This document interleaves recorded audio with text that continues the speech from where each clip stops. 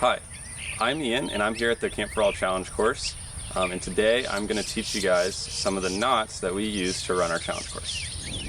So, I know that everyone doesn't have a rope at home, so for demonstration today we'll be using a shoelace, which I think more people will have at home. And to demonstrate these knots, I'm going to step off camera and hold up the rope in front of the camera so that you can see from my perspective.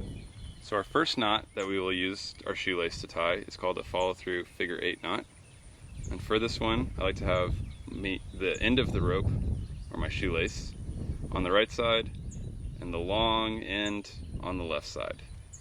Alright, and what we're hoping to do is tie a knot that can fasten the rope directly to ourselves or our participant in the challenge course. Today, we'll be using a carabiner to demonstrate.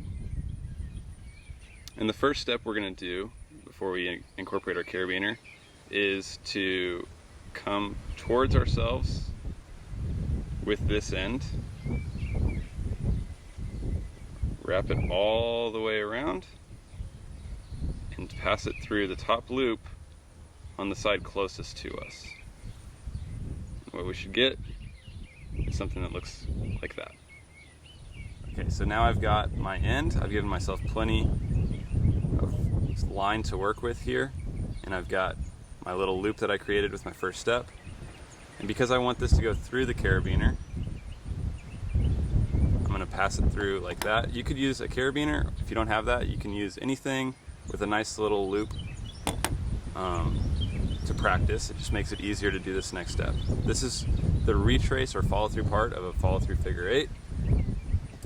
You're going to pass this end down this line and follow it like that, and then you're going to follow it around this loop on the bottom as it passes underneath the initial line there, and then you're going to follow it again around this loop and down through the bottom, and that's going to create a nice little 8-shaped knot with a loop that we can fasten down and will hold nice and strong to that carabiner. So the next knot we'll tie is almost identical to the last knot, but we're going to get there differently. Alright, so we'll create our loop first. This is called a BIGHT, this little loop here. We're going to let it fall off to the right side, just like we did our first step with our follow-through knot. The rest of the rope will come down to the left side, and then we're going to do that same first step. So we're going to bring this loop forward in front of us, all the way around, and then back through this loop, and pull it tight. And we've created the same follow-through knot, except this time there's nothing in our loop.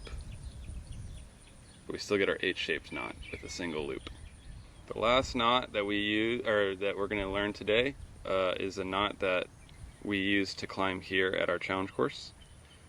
So the same thing, you're going to create a BIGHT, or just a little loop in the rope. It's going to be just like the last 8 that we tied, except for this time we want to create 2 loops at the top instead of 1.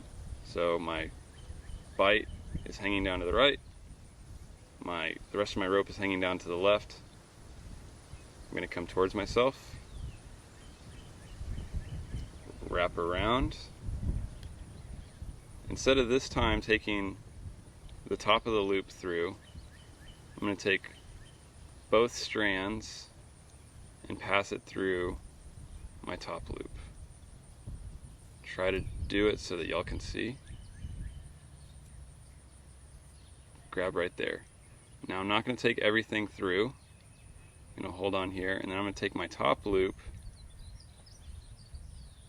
and I'm going to grab those 2 threads that and I'm going to keep them there. And then I'm going to take my top loop all the way down to the bottom of the knot, and I'm going to grab this, my tail end of the rope, and these, the 2 strands, and pull tight. what I'll end up with is 2 loops instead of 1, and a knot that looks very similar to my figure 8 on a bight. Alright friends, those are our knots. Thanks for hanging out. Hope you learned something today. Until next time.